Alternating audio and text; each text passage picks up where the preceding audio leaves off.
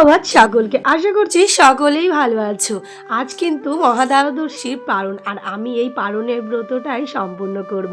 আর তোমরা যারা যারা মহাদ্বাদশীর পারণ ব্রত করছো, আশা করি তোমরাও সম্পূর্ণ করেছো খুব সুন্দরভাবে। আমিও খুব সুন্দরভাবে দিনটিকে কাটিয়েছি। আমি কিভাবে কাটালাম সেটাই তোমাদের সাথে আজ শেয়ার করব। সকালবেলা ঘুম থেকে উঠেই যেটা আমার কাজ থাকে, আগে নিজেকে ফ্রেশভাবে তৈরি করা।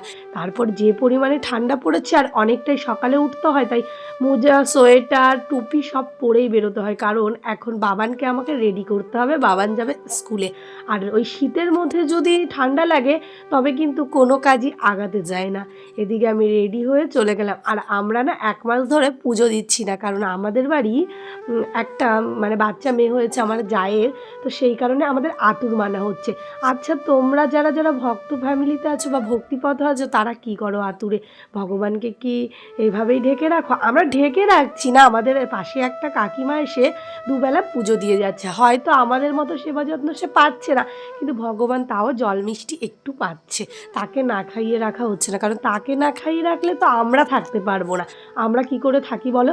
কিন্তু সবার আগে জানি সে ভগবান, তাকে তো তার মতো করেই রাখতে হবে। কিন্তু এই যে এদিকে বাবানকে দিয়ে এসে যে হাতে বন্দুকটা দেখছো, এটা পুরো ভেঙে গেছে।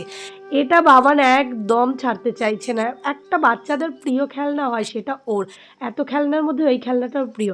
এদিকে গোবর সারগুলো এত শুকিয়ে গেছে, আমি ভাবলাম জলে ভিজিয়ে রাখি, কালকে সকালে এগুলোকে গাছের গোড়ায় দিয়ে দেবো। জলে ভিজানো থাকলে ভালো গলেও যাবে আর গাছের গোড়ার সাথে মিশেও যাবে।